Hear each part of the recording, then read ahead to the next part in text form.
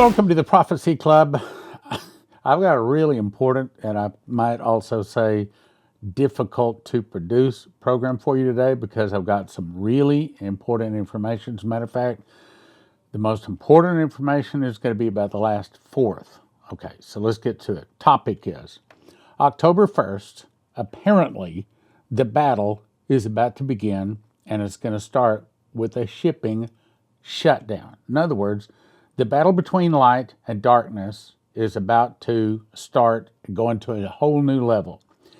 You see, in the past, light has not really been fighting pretty much until now, and the darkness is about to say, oh no, and it's going to rise and shed blood to stop it. Very interesting program today. And I can tell you right up front, if you do not have at least a year's worth of food in your house, within your reach, in my opinion, you are making a very grave mistake. Yes, there are places out there that sell it. $9,000, $10,000 feeds one person for a year, but at Joseph's Kitchen, they can show you how to do it for about $1,000 per person for a year. What you want to do is go there first, get yourself a set of what we call the machine package. That's all the gizmos to grind the wheat and make the bread. 30 seconds to grind the wheat berries into flour, put it in a bread machine, 5 other ingredients, push a button. 2 hours, 40 minutes later, you have a nice hot steaming loaf of whole wheat bread. Next is how much food do you want?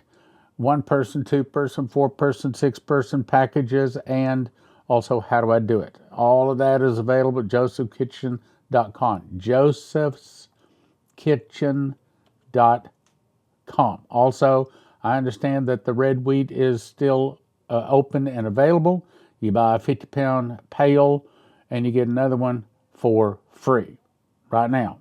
josephskitchen.com. Now, the reason this is coming up, the reason it's such a big deal is if you look at Wednesday, October the 1st, and I think that if you're watching this, you'll probably be watching it on or about that date. That's the Feast of Trumpets. And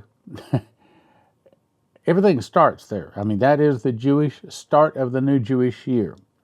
Then, 10 days later, that's Atonement. That's the Day of Reckoning.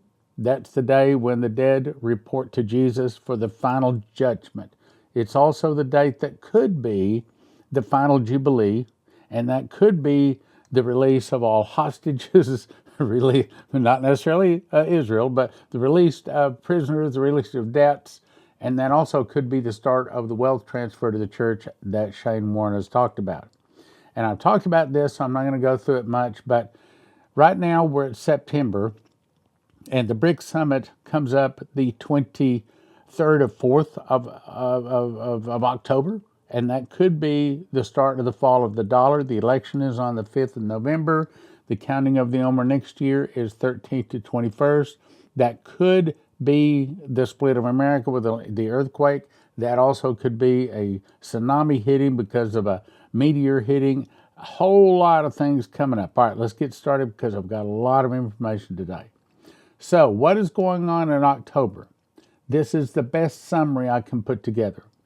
There's about to be a strike, as you're about to learn. That what I'm being told right now is it is on and it is not going to stop. A strike is potentially about to lead to not only an American shutdown of ports, but possibly a global shutdown of shipping. I'll explain. And what is happening is the threat to the white hats, and they're threatening the evil, the darkness is threatening the white hats, saying you're not going to start the arrests and you're not going to shut down our financial system and replace it with a new white hat financial system, or if you do, here's what we're going to do.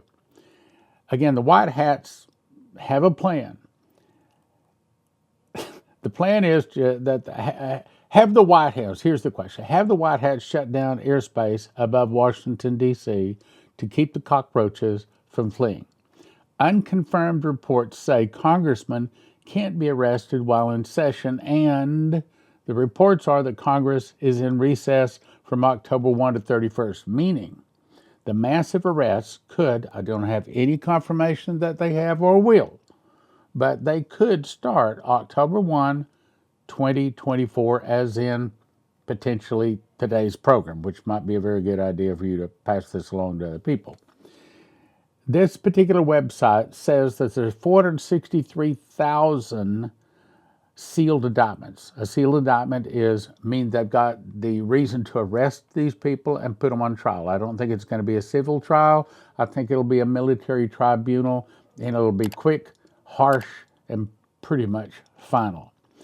Now, let's get to the port issue. I covered this the other day, but I've got some additional information.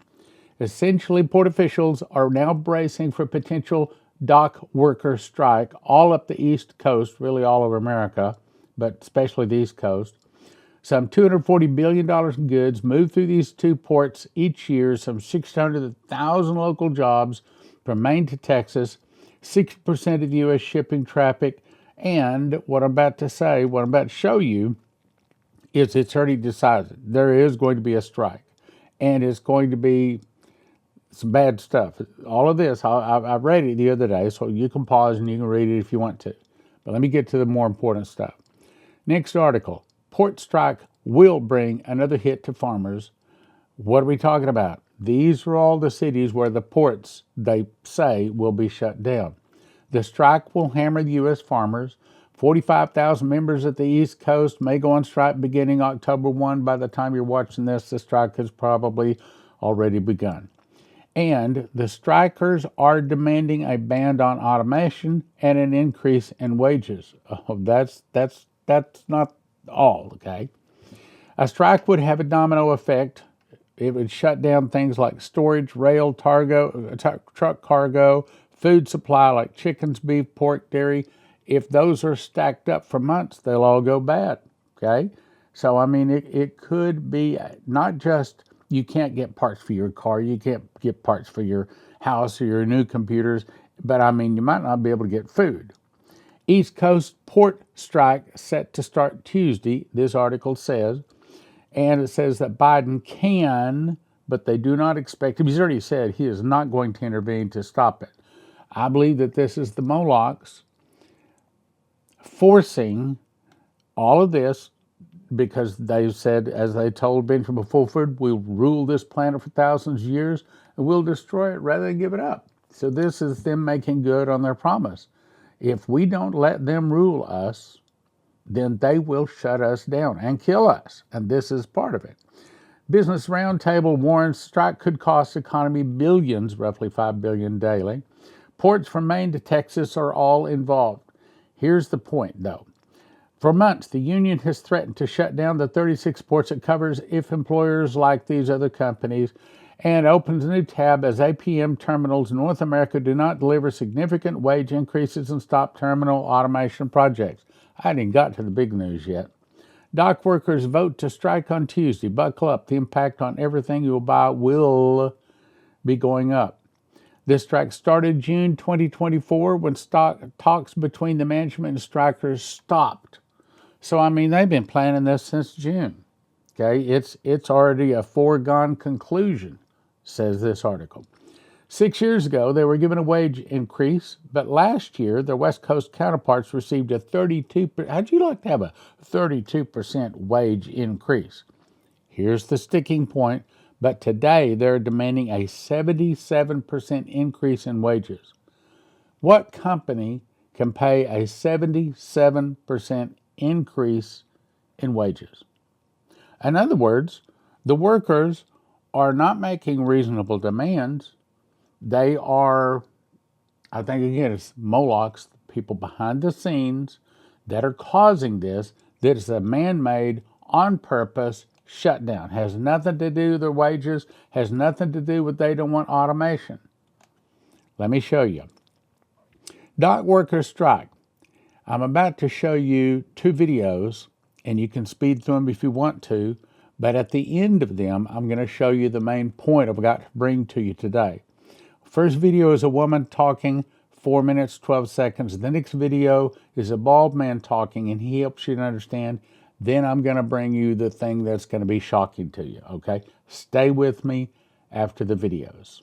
Strike for union workers at major shipping ports along the East Coast. Thousands are set to hit the picket line this Tuesday. The International Longshoremen's Association ordering a strike after talks demanding fairer wages hit a standstill. News Nation's Caitlin Becker joins us live from Port Elizabeth, New Jersey. Caitlin, what are we learning here? Major developments since the last time we spoke.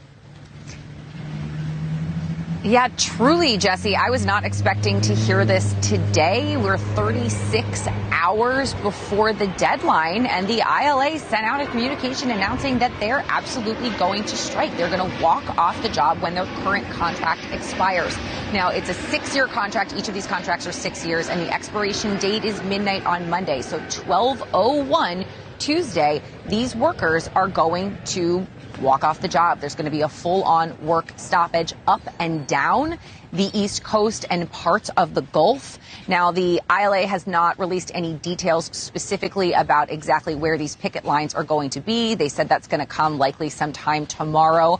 However, they did note what the major issue was, and it really came down, Jesse, to wage stagnation. They said that the U.S. Maritime Alliance, that is who they're in talks with, or were in talks with, just wouldn't come to an agreement about what they called wage subjugation that they said had been happening for years. Now, I have to tell you that from the U.S. MX perspectives, they have said time and again that they were offering industry-leading wages, more than the 32%, which was the last hike that their West Coast counterparts got for their contract last year.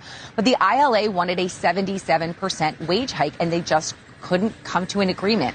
Now, these two groups haven't been at the negotiating table for months. These talks stalled back in June. So this is something, kind of an eventuality that we were all expecting. And the ILA president has said in the past that they've been planning for this for a year. So the impacts could be far ranging, though, Jesse. Can we talk about that? Because what we're referring to, just to make it clear for our audience, is essentially the entire East Coast. What is the impact on customers come Tuesday?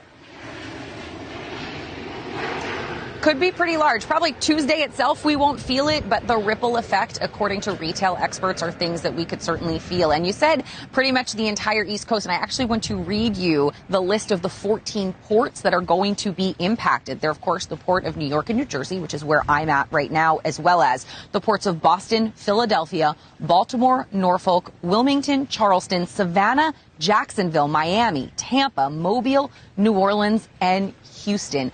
That's a massive, massive number of huge, huge cities.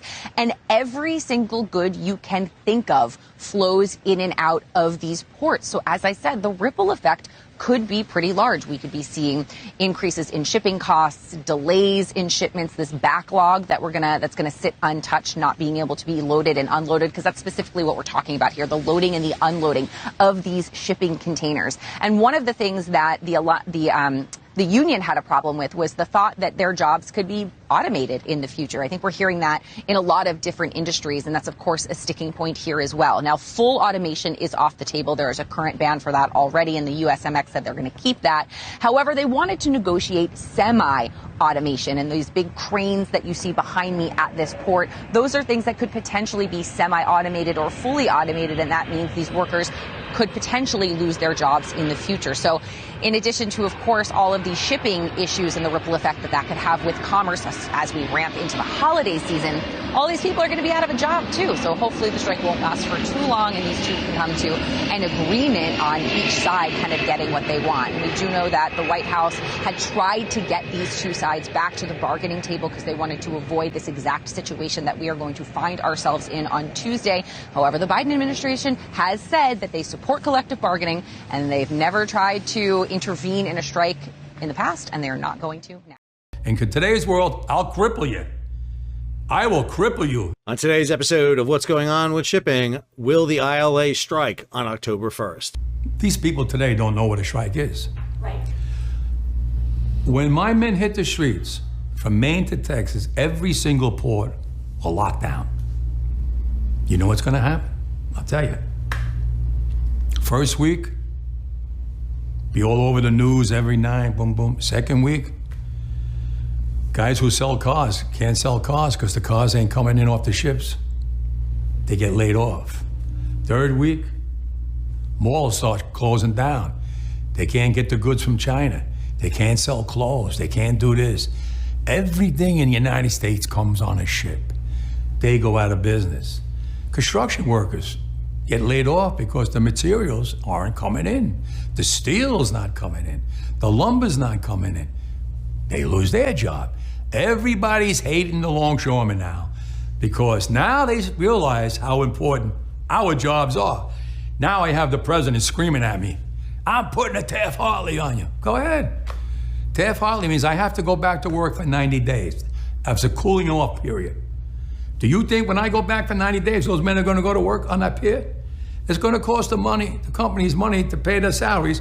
Well, they went from 30 moves an hour maybe to 8. They're going to be like this. Who's going to win here in the long run? You're better off sitting down and let's get a contract and let's move on with this world. And in today's world, I'll cripple you. I will cripple you, and you have no idea what that means. Nobody does. Okay, here's the shocking part of it. Now, we read this many times through the years because Dana Coverstone got this in 2020. Well, who's Dana Coverstone? Ministry 29 years, 12 years, pastor 40 dreams that have shaken America. So he says, I saw the calendar of December. Question, is it this December? Because I'm going to show you here that it probably, I just said is, but it probably is. I saw the calendar of December and I saw a finger underlined slowly, began pushing slowly, forcefully, underlining the name December, and it flipped to January, then underlined it just as slow and it was pushing. Then the vision started. Now, what are the visions? I saw long food lines. Let me read that again. I saw long food lines.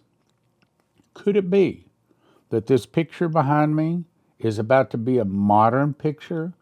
Are you and I about to be standing in food lines? Well, I'm not. I mean, I got food, I got water. I mean, I'm prepared for this. Are you? I saw long food lines. I saw people waiting for what seemed like hours, standing in line, not in cars. Why? Because all of the shipping shut down by December. That fits. Okay, you shut it down in October. You saw what the guy said. Then I saw this throughout the nation. I saw ships and ports on both the east and west coast sitting idle, nothing moving at sea, nothing. I saw a headline that said Baltic Dry Index is dead. Now, I've never done this before, but I looked up Baltic Dry Index. They said nothing was moving in trade around the world. So here is the Baltic Dry Index. Okay, so I pulled this up, and I want you to look at this chart here. This chart shows you over the last several months how the shipping has been going. Now let's go to news. I was very impressed with this. As you look down through this, and I'm not going to stop and read all of it, but this thing has news about everything around the globe. If you want to know what's going on about food, all kinds of products moving, this is the place to go. This is talking about the Baltic Dry Index. All right, now let's go back to what Coverstone was shown. So I saw nothing moving in trade around the world. I noted that there were no Christmas lights. This was December. Could this be this December, as in like 60 days? It sure could. Christmas lights, this was December, and there were no holiday displays. No sales mentioning Christmas lights, no Christmas displays, no Santa Claus, no Easter, no Christmas type things going on at all. It was a great sadness over the land. People seemed very dazed and very confused. Now, we thought that that's suitcase nukes, and it may very well be, but it may also be that the ships have stopped moving. But there were Christians, that's us, who stood out because they had faith, hope in Christ. They looked like burning charcoal. They were on fire. A lot of people rejected their approach, but they kept the faith. They didn't back down. They didn't stop. They kept telling people, you need Jesus, you need Jesus. Don't wait.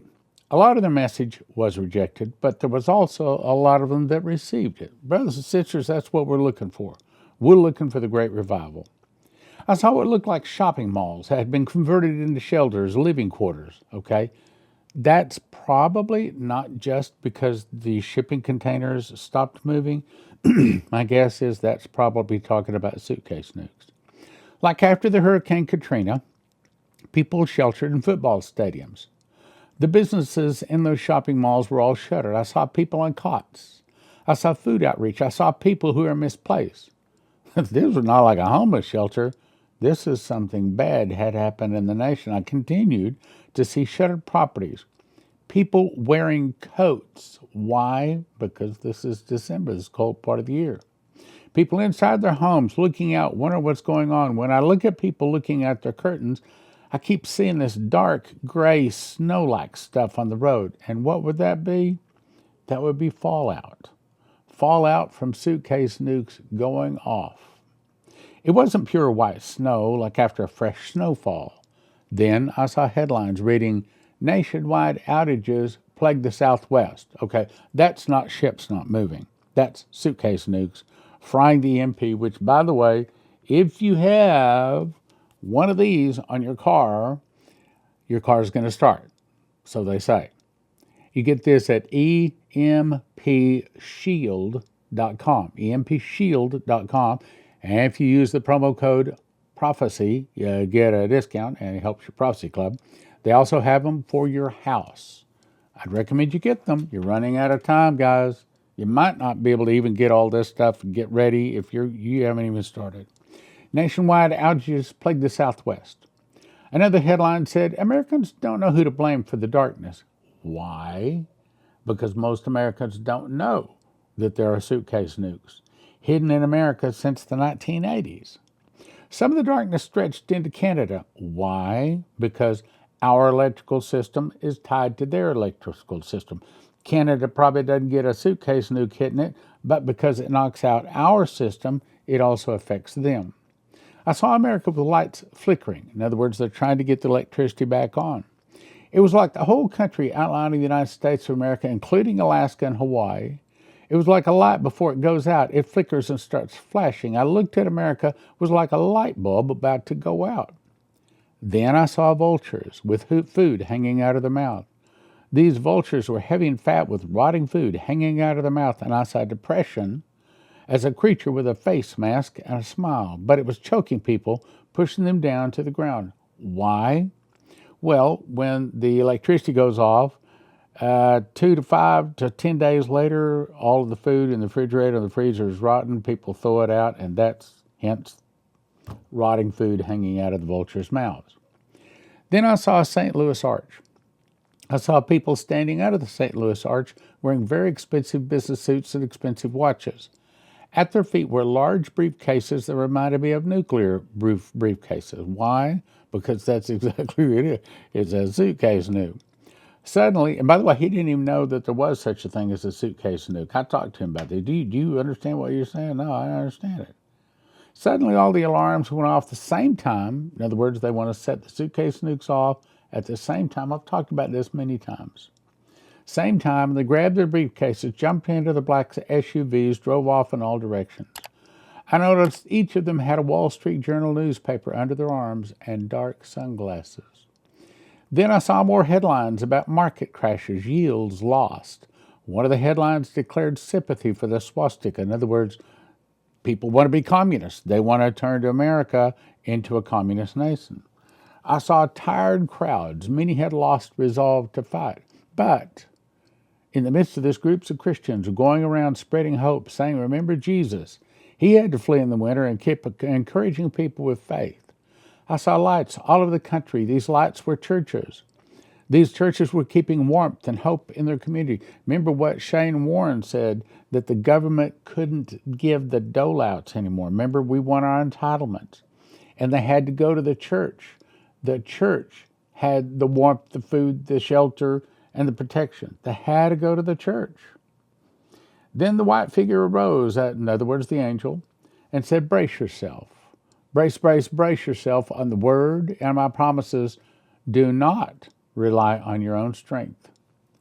Is this October? Is this October? Is this about to start?